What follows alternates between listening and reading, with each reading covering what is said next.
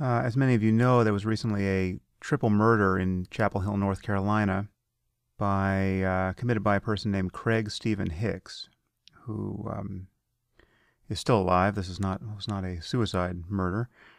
So undoubtedly we'll one day hear what his conscious motives were. But he killed three young people, apparently over a parking space. At least that was the subject of their dispute. But he happens to have been a person who identified as an atheist on his Facebook page and expressed admiration for people like Richard Dawkins. He might have said something about me. I'm actually not sure. But he was self-identified as an atheist and critical of all religion, apparently, on his Facebook page. And because the victims of this crime were Muslim, it is now being widely described as a hate crime. And it, in fact, is being described as a symptom of a problem that we have in the atheist community, a problem of militancy, a problem of anti-Muslim bigotry. And many people are claiming that I am somehow responsible for this, both for the background problem and for the murders themselves, which is quite an amazing thing to be accused of. So it seems to me there's a fair amount of moral confusion here, and also just factual confusion about the reality of human violence in the U.S. and elsewhere. But the first thing to say is that I feel nothing but horror over this crime. These people were killed in the very prime of their life, at the beginning of their adult lives. And they were by all accounts marvelous people. I can only imagine, in fact I can't imagine, the grief of their parents and their loved ones. So there's absolutely nothing in my work or in my mind that is supportive of a crime like this. And I would have hoped that could go without saying. I think in this context it probably can't. Nevertheless, the deluge of claims of equivalence between this crime and the Charlie Hebdo atrocity, or the daily behavior of a group like ISIS, has been astonishing to witness. And you can sense that people have just been waiting for a crime like this that could conceivably be pinned on atheism. But of course, the analogy between militant atheism and militant Islam is a terrible one. It is an anti-analogy. It is false in every respect. Atheists are simply not out there harming people on the basis of their atheism. Now, there may be atheists who do terrible things, but there's no atheist doctrine or scripture, and insofar as any of us have written books or created arguments that have persuaded people, these books and arguments, insofar as they're atheistic, only relate to the bad evidence put forward in defense of a belief in God. There's no argument in atheism that suggests that you should hate or victimize or stigmatize whole groups of people, as there often is in revealed religion. And what we're seeing is that people like Glenn Greenwald and Reza Aslan and the usual suspects, the bevy of apologists for theocracy in the Muslim world, are using this very real tragedy in Chapel Hill to try to stoke a kind of mob mentality around an imagined atheist campaign of bigotry against Muslims. It's an incredibly cynical and tendentious and opportunistic and ultimately dangerous thing to do.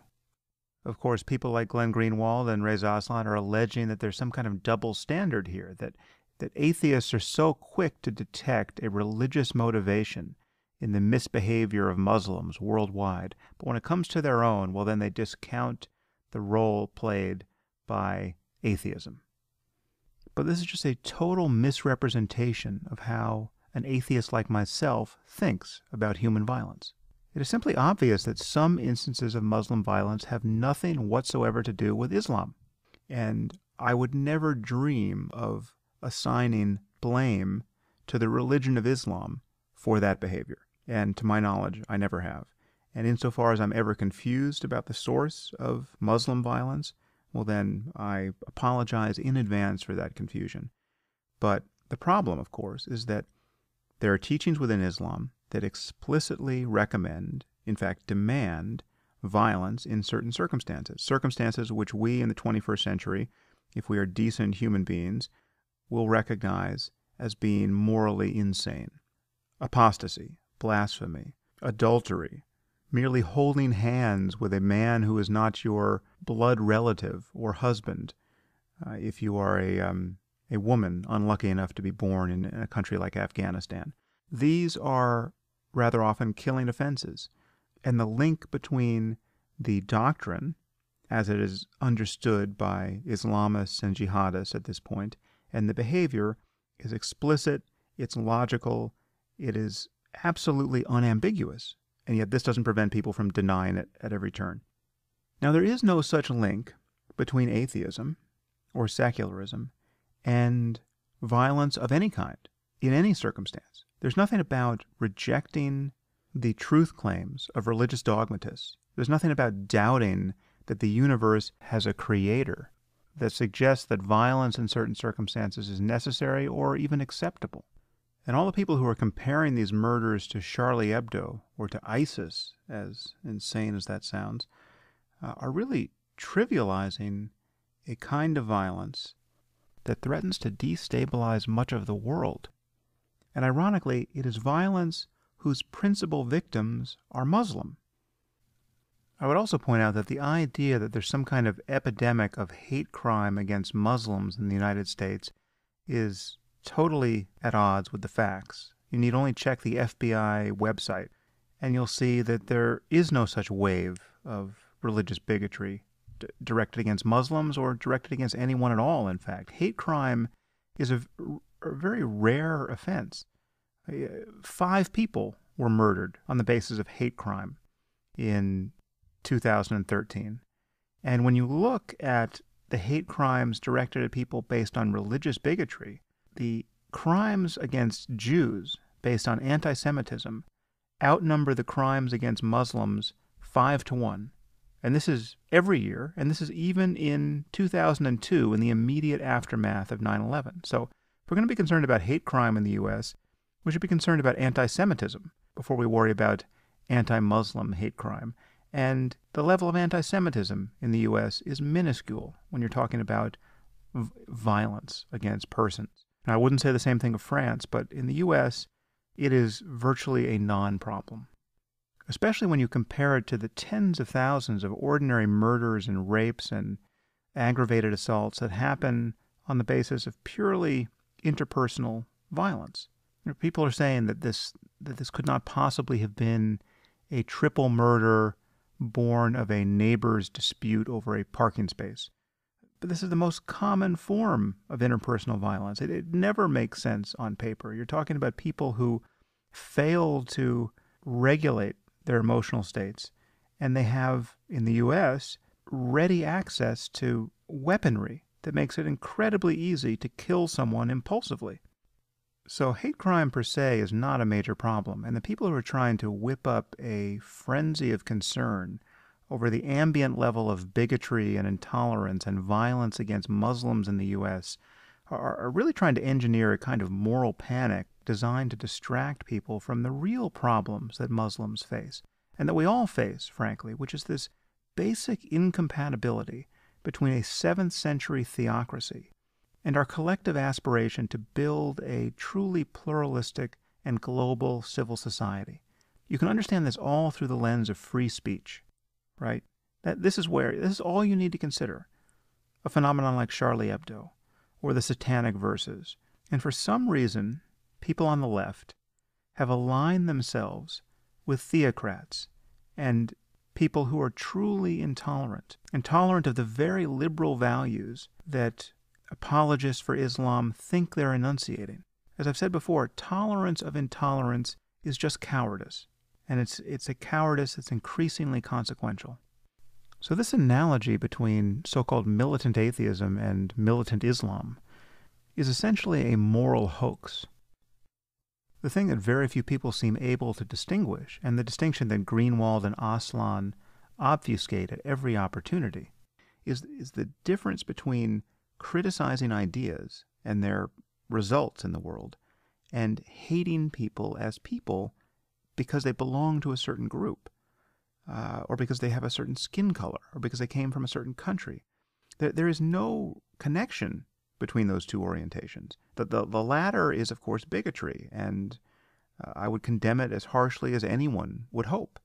But criticizing ideas and their consequences is absolutely essential, and that is the spirit in which I have criticized Islam in various flavors, and Christianity, and Judaism, and Buddhism, and all of these criticisms are different because these belief systems are different. So that's the distinction that one has to recognize, and the clarity of that distinction leads to a kind of experience in the world that our critics seem to not imagine is possible. So, for instance, after I had that collision with Ben Affleck on Bill Maher's show Real Time, where I uttered this now infamous line, Islam is the motherlode of bad ideas. As I've said before, I think I slightly misspoke there. I should have said it is a motherlode of bad ideas. It's not the only motherlode of bad ideas, but it's the one that frankly concerns me most at this moment in history. Afterwards, I was in a restaurant, and a maitre d' in that restaurant came up and introduced himself and said he recognized me from the show, and he was Muslim, and the resulting conversation was nothing but a positive encounter between two people who had very different views of Islam. It was no surprise to me, and there was no difficulty in acknowledging that my blanket condemnation of Islam didn't capture his feeling as a devout and peaceful Muslim about the significance of his faith. I understand that, and he understood where I was coming from. He understood I wasn't talking about him when I'm talking about the problem with ideas like jihad and martyrdom and apostasy. We had this conversation in a spirit of absolute mutual respect and tolerance. There was not a scintilla of bigotry in my mind. And this guy was the nicest guy in the world, right? So I've been back to the restaurant since, hugged him. There's absolutely nothing hostile about my orientation toward individual people who happen to be Muslim. Now, given the requisite beliefs on their part, the hostility will be inevitable. If I'm in the presence of a Muslim who thinks that infidels are the scum of the earth, we're not going to be hugging each other. But the idea that somehow my criticism of concepts leads me to hate people is just, there's no point of contact between that and my actual psychology. And I'm sure this is true of Richard Dawkins, and it was true of Hitch, and it's true of Lawrence Krauss, and every other prominent atheist who unfortunately has to waste a fair amount of his or her life criticizing the terrible ideas of religion. Not to put too fine a point on this, but the psychological reality of being a so-called militant atheist seems to be so difficult for our critics to imagine that I feel like I need to give another example. So I'm writing this book with Maajid Nawaz, who I've mentioned before on this podcast. No doubt many of you are aware of who he is, but he's a former Islamist, now a Muslim reformer, brilliant, interesting, indispensable, who I now consider a friend. He wasn't a friend before this collaboration because we didn't know each other, but now I consider him a friend and actually a personal hero. He's an immensely courageous man. So he and I are collaborating on this book, the title of which is Islam and the Future of Tolerance. And as you'll see in this book, much of it has the character of a debate where I am pushing somewhat hard on specific ideas within Islam, and he is telling me how these ideas are susceptible to more benign interpretation so as to move Islam forward into the 21st century. But the crucial point is I don't have to censor myself on the topic of Islam to have this conversation. Maajid knows exactly what I think about Islam and concepts like jihad and martyrdom and apostasy. He knows exactly what I think about the treatment of women throughout the Muslim world.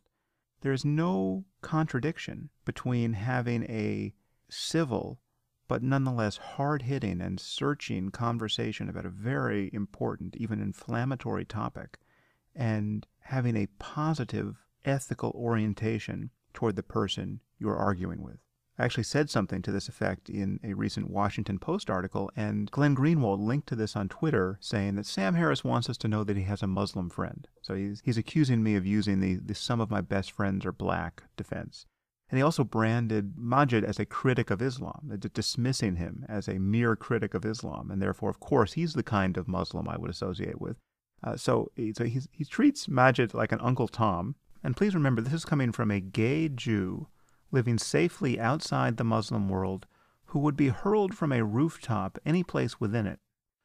Now, perhaps the most charitable interpretation I can give to this behavior is that people like Greenwald and Aslan think that my criticism of Islam and the criticism of the new atheists generally is so easily misunderstood by mentally unbalanced or racist or xenophobic people that it's dangerous. It's dangerous to focus on Islam because bad people will misinterpret the significance of this focus and commit murders of the sort we just witnessed in North Carolina. Now, let me concede, it's certainly possible that the murders in North Carolina were a hate crime. It could be that when Hicks starts talking, he'll tell us how much he hates Muslims and he just wanted to kill a few. And he might even say he read The God Delusion and The End of Faith and God is Not Great and took from these books some kind of rationale to victimize Muslims at random. I think it is incredibly unlikely that that's the case. I will be flabbergasted if Hicks says that his atheism drove him to commit these murders, whereas the next jihadist will almost certainly say that his religion mandated that he behave the way he did. But perhaps people like Greenwald and Aslan think that criticizing Islam is just dangerous because it can be misunderstood by bad people. Well, by that standard, we can't criticize anything. This, as Ali Rizvi pointed out, this would be like saying we can't criticize U.S. foreign policy because some number of people overseas will become so agitated by this criticism, by reading Noam Chomsky or Glenn Greenwald, that they will then kill U.S. tourists at random. Is that possible? Sure, it's possible. But we have to be able to criticize U.S. foreign policy. And some of what people like Chomsky and Greenwald write about U.S. foreign policy is correct. Should they be held responsible if some deranged person takes their writing and uses it as a basis for intolerance or even murder? No, of course not. And the same can be said for any criticism of the doctrine of Islam. And I want to make one thing very clear. In saying or writing or otherwise publishing the opinion that I have blood on my hands, and then backing that up with conscious misrepresentations of my views about Islam, that is a dangerous thing to do. It's dangerous for me. It's not dangerous for Greenwald and Aslan, and they know it, but it is dangerous for me. It increases the risk to me and my family from religious lunatics in the Muslim community. Now, both Aslan and Greenwald know that some number of people among their readers are proper lunatics, the goons and madmen who are organized entirely around this variable of Islam and its importance to their lives and to the future of humanity. And if you tell them, as Greenwald and Aslan repeatedly have, whether in their own words or by circulating the lies of others, that I want to nuke the Muslim world, or that I want to round Muslims up for torture, or that I'm a genocidal fascist maniac, or that I want to profile dark-skinned people at airports, or that I want to kill people for thought crimes, or that I have blood on my hands for the murders of 3 beautiful young people in North Carolina. This is dangerous, and I've asked them to stop it, and I'm asking them to stop it again. I'm about to release a book on Islam with Majid Nawaz. Majid has serious security concerns. He is my co-author, telling millions of people that I have incited hatred against Muslims that led to the deaths of these poor people in North Carolina is totally unethical. Aslan and Greenwald are mendacious bullies. They're making it unsafe to criticize bad ideas that absolutely have to be criticized. There is no view that I have ever published that I am hiding from. I've written about torture and profiling, but none of my views reduce to anything that could be the basis of hatred of whole groups of people. And it's very difficult. It may in fact be impossible to counter these lies once they are in circulation. I mean, just as I was making this podcast in the last few hours, there was an incident in Denmark where a meeting about these issues, about free speech and blasphemy and the drawing of cartoons, was attacked by a terrorist. And one person died and several people were injured, and then this terrorist went on to kill someone at a synagogue. In fact, you can hear the audio on the BBC website. Actually, I'll play it for you. This is what it's like for peaceful people to gather in a cafe and attempt to have a conversation on these issues in an open society. I realized that every time we talk about activity of those people, there will be always, yes, it is freedom of speech, but. And the turning point is but. Why do we still say but when we...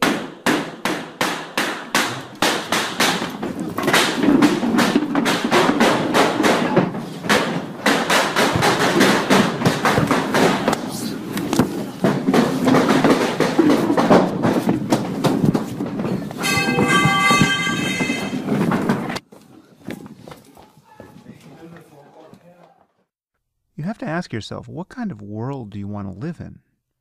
What kind of world do you want your kids to live in? This is the world you're living in now. And as someone who is spending a fair amount of time dealing with these issues, I can tell you that I no longer feel safe doing so. And apart from jihadists themselves, there is no one I know of who's making this job less safe than people like Glenn Greenwald and Reza Aslan. And not just for me, obviously, but I'm talking about those people in Copenhagen. I'm talking about people in open societies everywhere who have to deal with this growing menace of jihadism. Unless we can speak honestly about this, unless we can resist the theocratic demands being placed on us, we will lose our way of life. In fact, we have already lost it in many respects. We have to reclaim our freedom of speech.